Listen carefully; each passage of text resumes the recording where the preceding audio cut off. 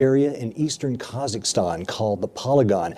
The Polygon has the unfortunate distinction of being a place with several hundred nuclear blasts. It was also unfortunately surrounded by some small villages, which are going to be the focus of the documentary that we will be discussing today. Joining us in the studio today are filmmakers Kimberly Harlock and Scott Christman, and welcome. Hi, thank you for having us. You guys, I've seen the film a few times now, The Polygon. It's beautiful, it's powerful, it's very heavy. For our viewers, I'm hoping that we can kind of start off by you guys bringing them up to speed a little bit on what the Polygon is, was, and why it came about. Okay. Well, the polygon is obviously a many-sided object, and so it was a term that was used for many of the test sites around the Soviet Union and thereabouts. By the locals, mostly. Right. The locals gave it that name. Okay. Right, so this is the Semipalatinsk polygon, and yeah, it's the phrase used for the test site in general. And this particular test site was only 18 miles from the local villages. So at that time, you know, the Kazakhs were probably deemed second-class citizens, and they felt that they didn't really need to be advised as to what was happening there. And the polygon was home to over 400 detonations. So there was probably about 600 odd detonations in total, but some of those detonations were multiple. So yeah, the numbers are a little sketchy, but these people in the villages, they were witnessing all of these amazing above ground detonations and thinking, oh my goodness, like this is amazing. They had no idea that those mushroom clouds were raining radioactive fallout all over them. So it wasn't for a few years before they started really recognizing what was happening. And, you know, at that time it was the Soviet regime and nobody could speak and, or speak out, you know, in public. So there was kind of murmurings of what was going on and people were starting to get sick, and there were never any incidences of cancer prior to this. But all of a sudden people were dying, and so it affected 1.5 million people, and this was at the time a very, very secretive time, of course, so the rest of the world didn't know what was going on. So the site ran from 1949 to 1989? That's correct, yeah. The last test was 1986, which is just like yesterday. I actually passed through that area on a train trip with my parents, and I remember we went through Siberia and then into Russia, and I remember in the middle of the night we had to get off the train, and there's all these Soviet, you know, military guards, and they searched every inch of our cabins and everything, and I remember at the time thinking, wow, what's going on here? This is, I mean, obviously it was still Soviet times, but we were very close to that test site. And of course, at the time, I had no idea that years later I'd be back there remembering that in '86, which was the year of the last test, that, you know, we'd passed through there, so. Well, let's show a trailer from the film, and so people at home can kind of get a better idea of what this is. It's called The Polygon. Let's bring up the trailer and show it.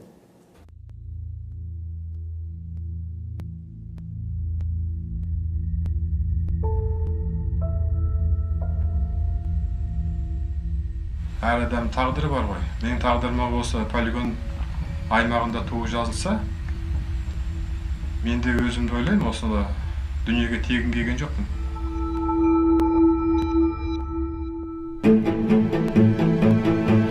The people of the Polygon weren't told that these were nuclear weapons and that there would be the question of radioactive fallout. They were being used as human guinea pigs. I didn't realize it was this close to Sarjal village.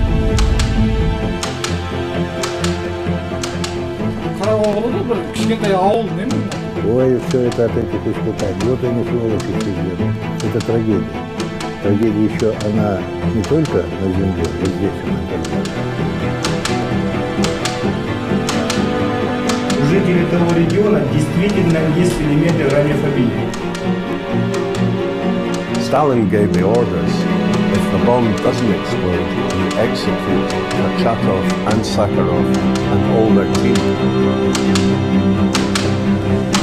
4, 3, 2, 1, 0.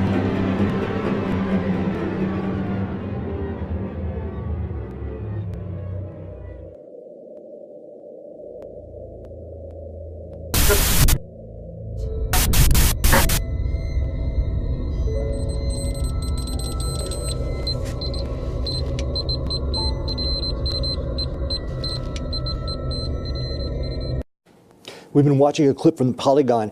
One of the things that is unbelievable about this, that the site was chosen supposedly because the area was uninhabited. But from what I'm reading, there was probably 500,000 people plus in that general area. So they were just deemed expendable. Absolutely. It was also by design, you know, to test the effects on them.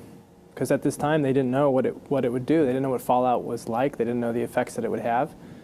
So they just waited. And I think in the film as well, we mentioned this, they would wait for the wind to be blowing towards these villages, then drop the bombs. And then go in with their suits, tell everyone everything's fine, start testing, taking samples. So obviously, you know, everything was set up on purpose that way. These people were used as guinea pigs. Absolutely. I mean, nobody really admits that, of course, they won't. but the Polygon itself was set up like, you know, there was pieces of the pie. So they would have one area where there would be tethered animals. I think you can see that in the clip there. And then another area where there would be like military, you know, airplanes and stuff like that. And then another area where there would be housing and maybe buildings and stuff. So they could see very clearly how the explosion would, you know, would filter through, but not far from the borders of the Polygon where the village is. So I think surreptitiously they were testing on them because, as Scott just said, they would often arrive, you know, all clad in their suits and take samples of the soil and, you know, and test the people.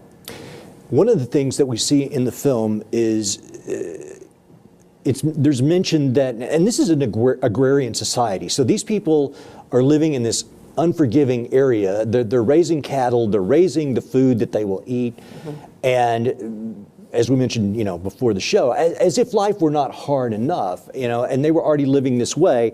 And then when it was announced that the Soviet Union was going to bring this facility there, they were happy about it at first because it looked like it was going to impact them in a positive financial way. Absolutely. Yeah, there was industry coming in, they were building roads, they were building reservoirs and bridges, and Great it just seemed like this big cultural shift, and everybody was very excited to be part of this might that they were building. And then 40 years later, they were desperate for it to be closed. And of course, it was closed, and that, you know, you would imagine like the thrill that they had knowing that this thing that was causing so many problems for them was now closed, but that was kind of just the beginning of like another 20 years of issues that still have not been resolved, because at that time then Kazakhstan became independent. It's a very wealthy country now, but at that time it was not. So the people who, you know, were affected by the testing were given a one-off payment of what, $200 per person, and you know, at that time that was all they could afford. Now it's a super wealthy country, so they can afford to be giving these people a lot better compensation than what they are. Well, let's talk about these people, because the film focuses on, you guys go to this village called Sarzal, and Sarzal is outside the perimeter of the Polygon. Talk about that little village and the people there. Sure, yeah, it's only about 3,000 people, maybe. It's very small, it's very rudimentary. There's very little electricity. Sanitation, there's really no plumbing to speak of. And they're kind of still living the way they were quite a long time ago. One of the coolest things about it when we were there is that everybody, even in this very sort of desperate situation, everybody puts a lot of attention and energy into their school. There's this one school, and that's where everybody puts their resources.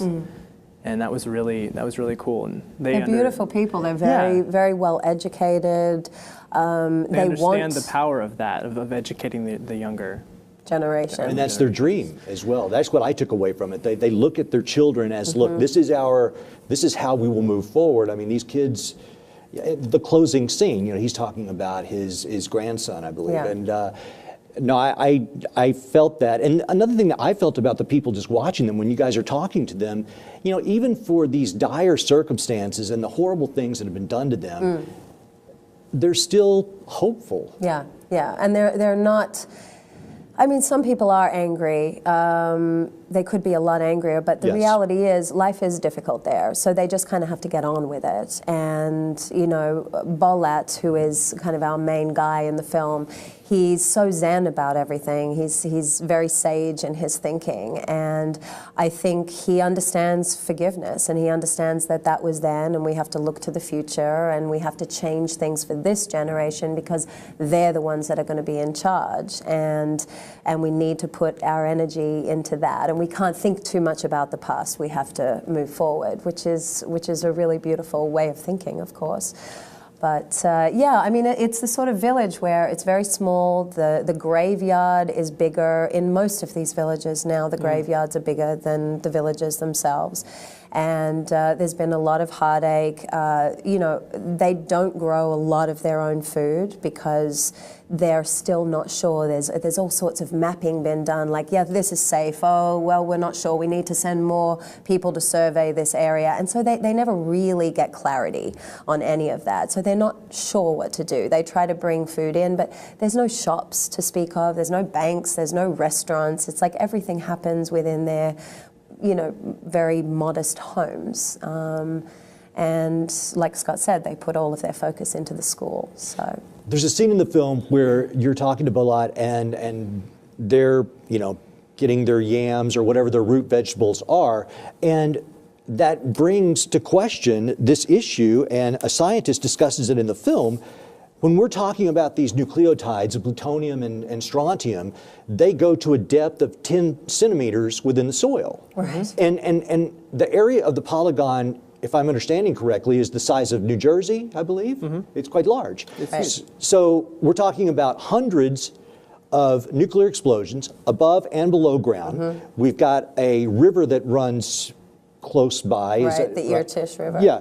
So we've got all of this nuclear material falling in and around with half-lives of 2,000 or 3,000 years, these particles. So those particles go into the ground.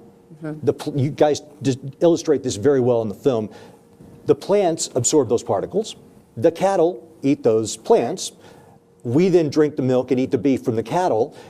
Those particles go into us, disrupt our DNA, seem to magnify over generations, which brings us to this image right here. One of the most intense things in the film is when you go to this place. Tell us what this is.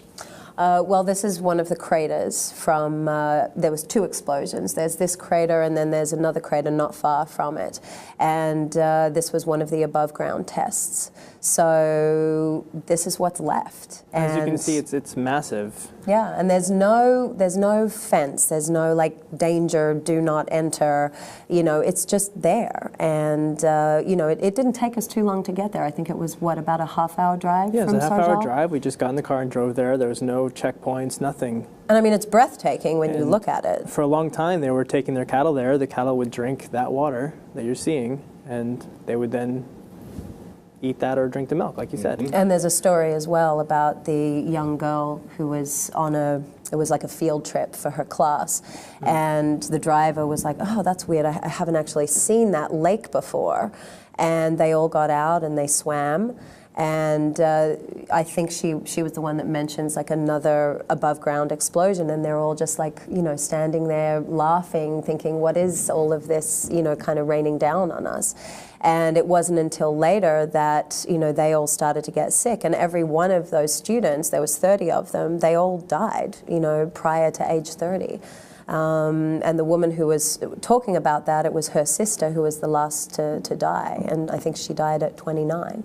So, you know, I mean, it's just amazing to think that there's no restrictions on places like this. And when you go there, your guide, Bolat, I mean, at one point he tells you, like, listen, we cannot stay here.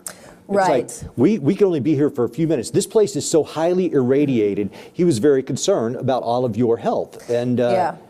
And you know what's interesting about that is that there is background radiation there, and you can, if you hold the Geiger counter up to certain rocks or what have you, they will read a lot stronger than other things. But it's hard to tell what's what and where. Like the people from the villages do not have Geiger counters. They just don't. You know, every one of them should be fixed with a Geiger counter, really. We were fortunate enough to have one, and we left it with Bolat. But there's a lot of fear surrounding that. Like, everything is unknown. And as I say in the film, you can't smell it, you can't taste it, you can't see it, you can't hear it. It's not like an oil slick where you're like, oh, those birds are covered in oil, oh, there's oil on the beach. It's not like that. You don't know where it is, you know, and we went to ground zero, and of course the Geiger counter at ground zero is just going screaming. Crazy, because that's where the majority of the, you know, that was the epicenter of a lot of the tests. And you could see, I mean, you filmed on the ground there. It was like it was kind of this thing where the van pulled up and it was like, okay, go. And I leapt out of the van, started filming as much as I could, and I even started feeling sick within an hour. I think we were only there an hour. Yeah, and you end up with headaches, and you kind of feel nauseous, and you can just feel it. And this scene isn't in the film where we go there, but we'll be releasing it on YouTube at some point. But it's very powerful and visceral to see that. It was the first time when we were here at the crater. You can see it ticking. At ground zero, it's screaming. It's nonstop. Your heart starts racing because it's just going nuts. Well, we're going to have to show some disturbing images now.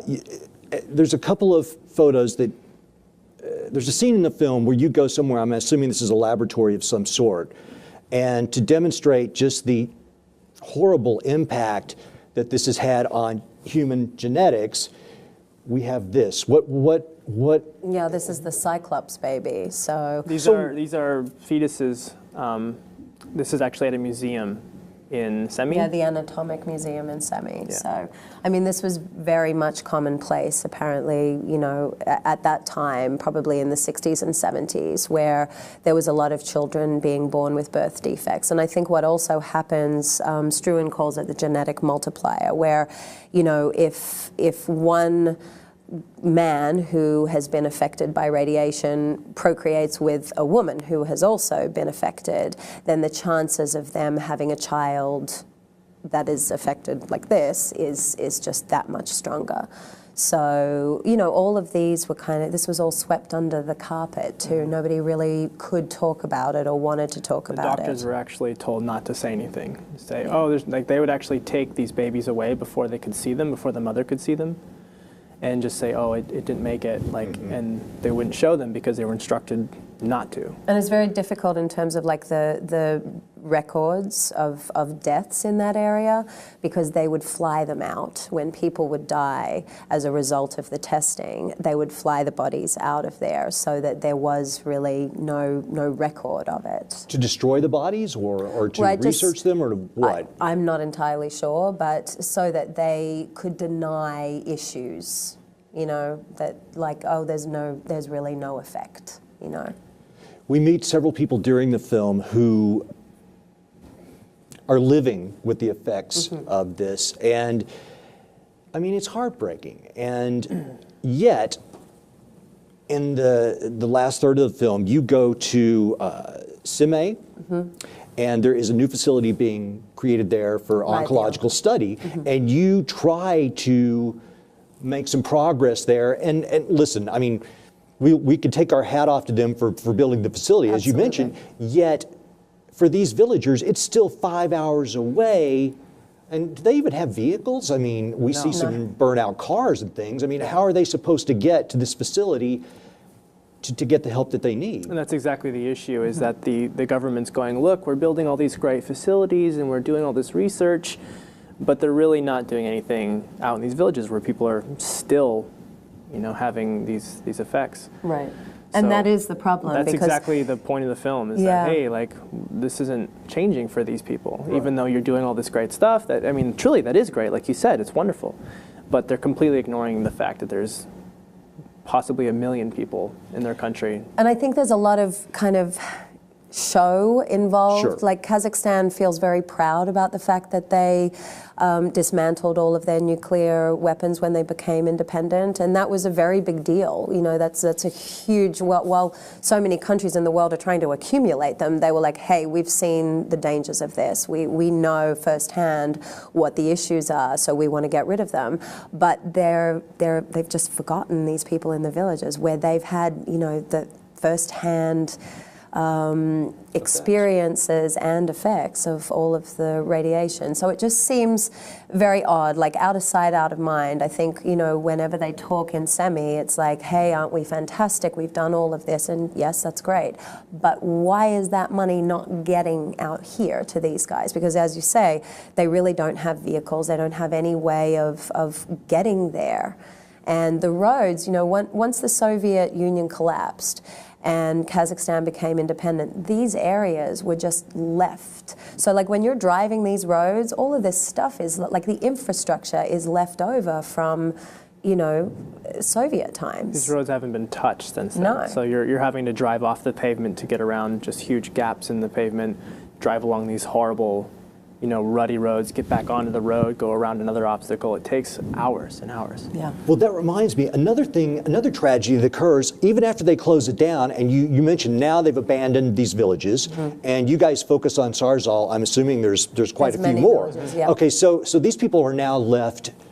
What do we do now? So many of them get into scrap iron salvage. Right. So, and you can imagine, if you're following, that, listen, surely this metal is highly irradiated, yet these people have no choice. I mean, the only thing that they can do is go into the Polygon, try to retrieve scrap metal in the form of copper or iron or whatever was left behind, and then take it to a scrap dealer who's in the little village, who then takes it to Semi, who then ships it to China. Of course. I guess where all of our stuff comes from. It's irony, absolutely, but. And I think that brings up a good point as well, the fact that, you know, this is, because you can't, it's not immediately tangible, we've all been affected by this. You know, there was over 2,000 detonations worldwide, and we are still suffering the effects. Like, we're very, very quick to blame our high cancer rates around the world on our food or the pesticides, the hormones, whatever, which are valid, yeah. But there's this huge cross section of radiation, and every time a nuke goes off, every time a power plant explodes, that stuff goes immediately into the global atmosphere. Not just, we always think about it as this isolated event, but it touches everything. We just don't know it for a long time after. You mentioned that the people actually manifested the change that got this close. So in '89, there was a poet laureate of the country, and he kind of rallied everybody up to go to protest. And then Nazarbayev, who was the president of the Republic of Kazakhstan, went to the Kremlin, appealed directly to Gorbachev, and the people of the country, as you mentioned, they were all thinking that, you know, he's going to get thrown in the gulag or something. Right. But Gorbachev agreed and said, you know what, we're going to shut the place down, which they did, and then left us in this situation we were just talking about. Well, now, I mean, God bless it, it's gone, but now what do the people do? That's right. And even to this day, now we have this situation where we've got these high rates of suicide in the town, which you cover. These kids are, that part really bummed me out, because you illustrate that in the film, that, you know, even though their families are putting all their hopes on them, the kids just feel like... Well, they feel under a tremendous amount of pressure, I think, too. And a lot of the kids are looking after family members. Like, you see one of the ladies who's quite short, her niece looks after her, and now of course her niece has to go to school in Semi, and she's a wonderful, bright child, and she's doing very, very well, but she has at a very young age this sense of, I have to be there for my aunt Erkesh, and you know, and that's a very big burden to have to, you know, shoulder. Yeah. So really, you know, it boils down to the fact that their government needs to start paying attention to them, and they deserve that, you know, and there's so few people left in these villages that let's just at least give them a happy, supported existence until they depart, you know, because that's the other thing. The pension doesn't kick in until age, is it 55 or 65? 65, 65. And of course the life expectancy is like right around there, and a lot of these people are dying earlier than that, so they don't even get to enjoy their pensions. So this is a state pension that's given out that you're talking about. Correct. That's one of the things they're fighting for, is to get that moved back because everyone Right, was so not like let's making it. say age 50, but specifically for the Polygon, because a lot of other areas, like in Russia, they have actually, you know, made amendments to their pensions. So people who are affected by testing in those areas are getting their pension a lot earlier, and they still haven't amended that in Kazakhstan. Well, you mentioned in the film, in Kazakhstan, it is not a country that I think a lot of people in the West, unfortunately, know much about. No, I mean, I think Borat kind of brought light to it. Without a doubt, that's what I was thinking of when I was watching this film. And you know, it's sad to say that, but a lot of Westerners probably only heard about Kazakhstan as a result of that film. And yet, Kazakhstan, as you mentioned in the film, I believe it's the 9th largest country in the world, Yes. with the 4th largest oil reserves. Mm-hmm. They've got minerals, they've got Yep. metal Gold, ores, copper, iron ore. So they have become prosperous in recent years. Yep. Their capital, Astana, which I believe we have a photo of, is quite space age looking. Yes. You mentioned that Incredible. it's like a mini Dubai. Yeah. I mean, you would never Yeah. think that that's the same country as these villages. You would never think that. And Nazarbayev, their prime minister, has just been elected again, their president. So he has been running Kazakhstan since the fall of the Soviet Union, and he continues to do. Unopposed, basically. Yeah. So we're not sure what happens to the opponents, but Interesting. yeah. But the reality is he's pouring a lot of money into Kazakhstan. Pretty much every amazing building that goes up, he is a part of that. You know, he's behind that. So. Yeah, it's we kind of changed our tune from wanting to shame the government into helping these people. We kind of rephrased that. You know, we want to inspire the government to pay attention to them, and I think that's really important. You know, a lot of the bigger cities in Kazakhstan feel very European and you know, quite homogenized, and then you go out to the villages and you know, it's kind of the last bastion of Kazakh culture, and it's a culture to be, you know, supported and nurtured because they're dying. Well, I think you bring up a very strong point, because yes, so if you try to shame these people in power into doing what you want, that doesn't work. No. And I can understand when people want to do it out of anger, but I think you have to try to grease the wheels a little bit and get them to work with you. So I understand that. And Nazarbayev, so he's been in power since the 80s. Right. So we're going on, 90, yeah. He was in power before the fall of the Soviet Union and naturally became president after the fall of the Soviet Union when they became independent. So people in that country seem to really like him. Seems to be very supported. I mean, from an outsider's perspective, he seems to be supported. Well, on one hand, I mean, by going to Gorbachev and asking them to close the Polygon and getting that done, he could kind of surf that wave for a while. Absolutely. Yeah, So so you're only left with the people in the villages who are not getting any help, whose voices are really not heard. Yeah. Yet you're getting this, which looks like the Wizard of Oz, and is quite fantastic. And the reality is they are in these villages, they are not connected. They're really not connected. I mean, they've got like one light bulb maybe per house, and some of them have a television. Some of them. Yeah. But really not, yeah. But They it's don't have not like internet. everybody's connected to internet. Yeah. It's not like they have that ability to kind of go online and, you know, and get their voices heard. I don't think they really know how to go about doing that, you know. Yeah. When I was doing some research for this, I saw that there was an article that came out in November in Vice. I don't know if you guys saw it. And they were talking about, in the Polygon, it's the Djelan mountain range, I believe? The Djelan. Djelan, okay. So some of the explosions, I guess, happened under there, but also there was tunnels in which there's all this plutonium which was just left, and I guess now the United States government has spent money with the Kazakhstan government to seal up some of those tunnels because they were afraid that terrorist groups or somebody might go in there and try to retrieve just this errant plutonium we left laying around. Right.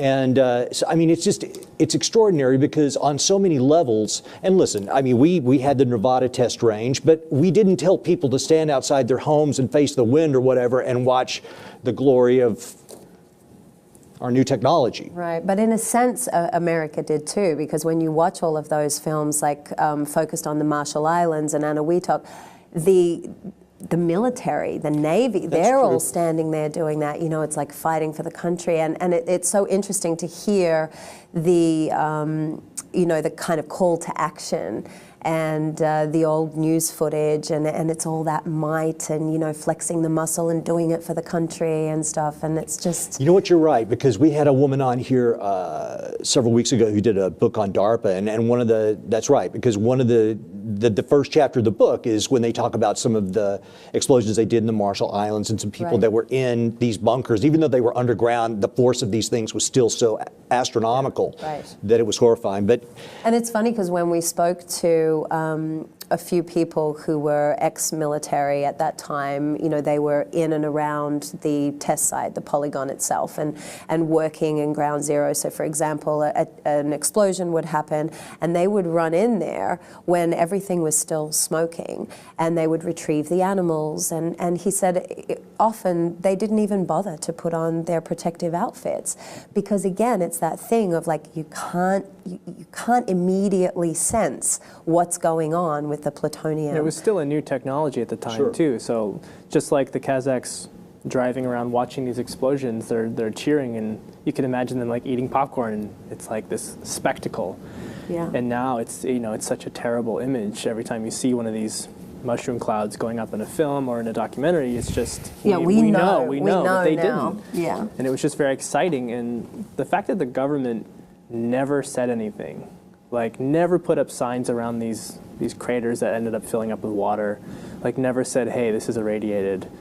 That's crazy to me. Yeah, we heard different stories of them actually. Once those lakes, the atomic lakes, would fill up with water, they would put fish in there and encourage them to go fishing. Oh, they go swimming. We have, it's not in the film, but there's footage of people just like doing cannonballs into this water. Yeah. So what is next for the Polygon? I know that you guys are in a film festival in January, and you were also talking about making some of this episodic on YouTube for folks. Yeah, so we were just thinking, like, the whole intention of the film was to try and arm these people with information, because a lot of them actually don't even know a lot of the facts in their own country, because they don't have access to things like the internet.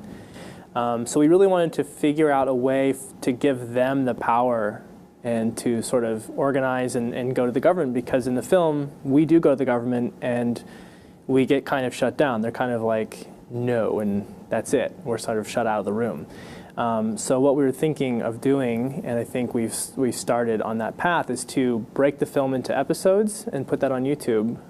And then that allows us to use a lot of the footage that we have. I mean, 12 terabytes? We have so much amazing footage and all these amazing scenes, and there's so much of her interacting with them, and all these really visceral things that we weren't able to put in just for time's sake. And great interviews and other characters that don't even make it in the film that were fantastic to hear from. So we're going to be putting those online episodically over time.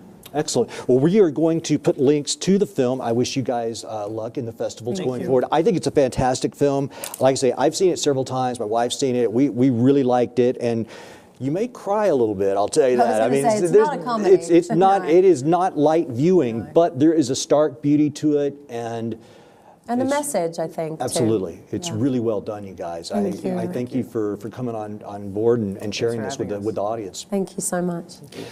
Ladies and gentlemen, that has been the most recent version of Antidote. Please check out the Polygon. We're going to have the links below where you can watch it. And until next week, please remember, you, I, every single one of us, we are the antidote.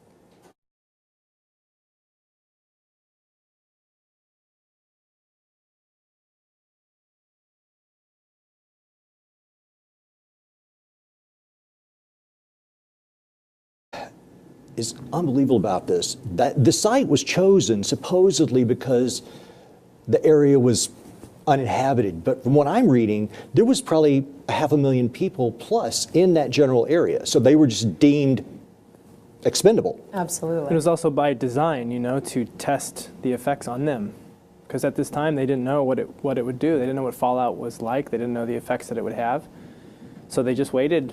And I think in the film as well, we mentioned this, they would wait for the wind to be blowing towards these villages, then drop the bombs. And then go in with their suits, tell everyone everything's fine, start testing, taking samples.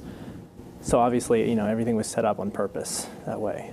These people were used as guinea pigs. Absolutely. I mean, nobody really admits that, of course, they but won't. the polygon itself was set up like, there was pieces of the pie. So they would have one area where there would be tethered animals. I think you can see that in the clip there. And then another area where there would be like military, airplanes and stuff like that. And then another area where there would be housing and maybe buildings and stuff. So they could see very clearly how the explosion would filter through, but not far from the borders of the polygon where the village is. Through that area on a train trip with my parents, and I remember we went through Siberia and then into Russia, and I remember in the middle of the night we had to get off the train, and there's all these Soviet, military guards, and they searched every inch of our cabins and everything. And I remember at the time thinking, wow, what's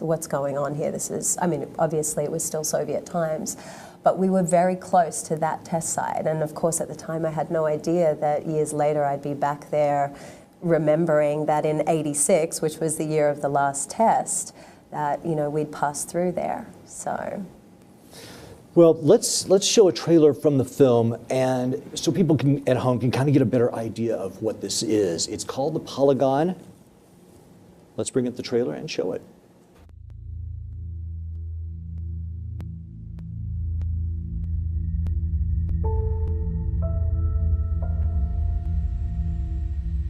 Әр адам тағдыры бар ғой. Менің тағдырыма осы полигон аймағында туып жазылса, мен де өзімді ойлаймын, осыны дүниеге тегін келген жоқпын.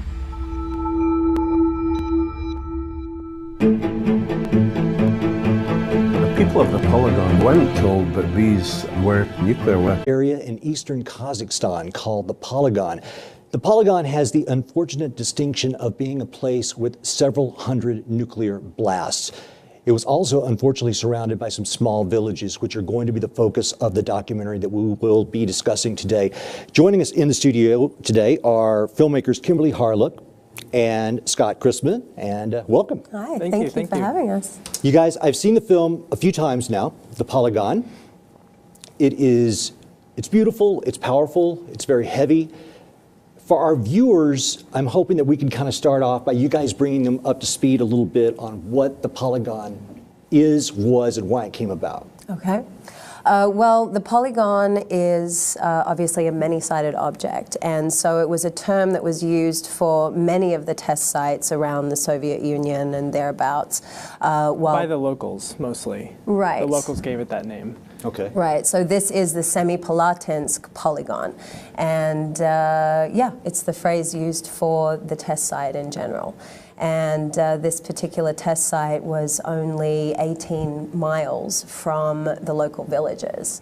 So at that time, the Kazakhs were probably deemed second-class citizens, and they felt that they didn't really... And that there would be the question of radioactive fallout. They were being used as human guinea pigs. I didn't realize it was this close to Sarjal village.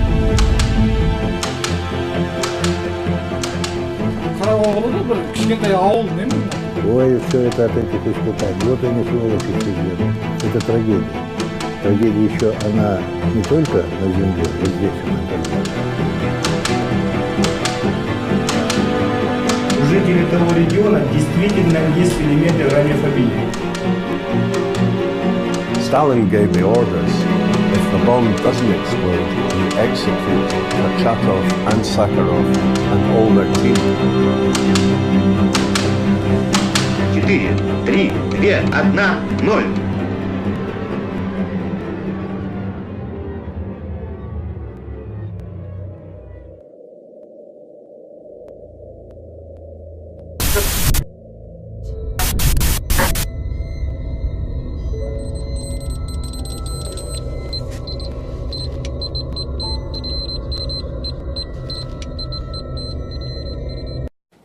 We've been watching a clip from the Polygon. One of the things that really need to be advised as to what was happening there. And the Polygon was home to over 400 detonations. So there was probably about 600 odd detonations in total, but some of those detonations were multiple. So yeah, the numbers are a little sketchy, but these people in the villages, they were witnessing all of these amazing above ground detonations and thinking, oh my goodness, like this is amazing. They had no idea that those mushroom clouds were raining radioactive fallout all over them. So it wasn't for a few years before they started really recognizing what was happening. And, you know, at that time it was the Soviet regime and nobody could speak and, or speak out, you know, in public.